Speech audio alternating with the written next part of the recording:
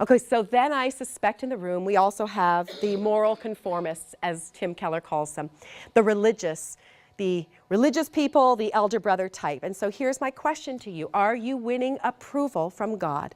Are you trying, by being very, very good, are you trying to win God's approval? Now, for some of you in the room, it's not about God so much, but you are the type of person who likes to do the right thing, and you like things sort of your ducks in a row, and you enjoy thinking about the welfare of society and people, and you care about the planet. So maybe it's not about God at this point for you, but I will tell you, if and when you come to the point where you embrace God, that will transfer over, probably.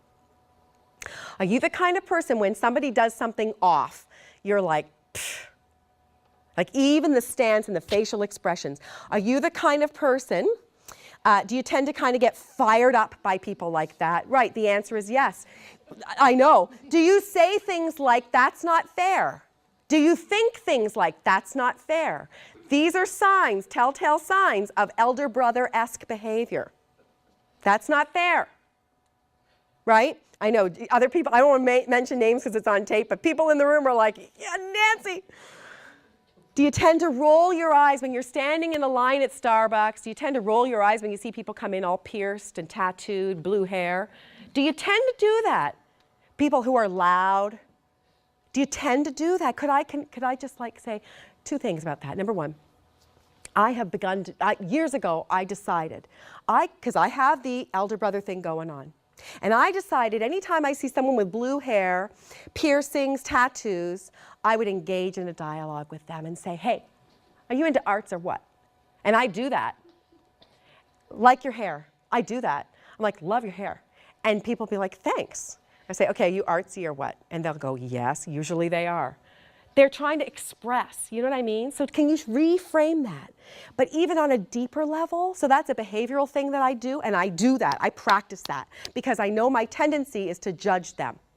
And so a behavioral thing I can do to combat that is to say, hey, like the hair. And they always say, thanks. And I always say, are you into arts or what? And they say, yeah. And they tell me, and now we're going to have a conversation. But even lower, deeper than that, I would say this, and I had to do this just last night, guys, sitting at dinner in a restaurant with my husband. I see that come up in me, and I say, God, there that elder brother thing is in me. I see it. And right on the spot, I do not wait. Right on the spot, right? Remember that well-worn path we talked about last semester? Right on the spot, I confess. God, I confess my self-righteousness. God, I confess it. Right away, do not wait. Don't let it take root. Dig it up. Dig it up. God, I confess that self-righteousness. Give me a heart like yours. I pray that, you guys, so often. God, give me a heart, an undivided heart, just like yours. Amen.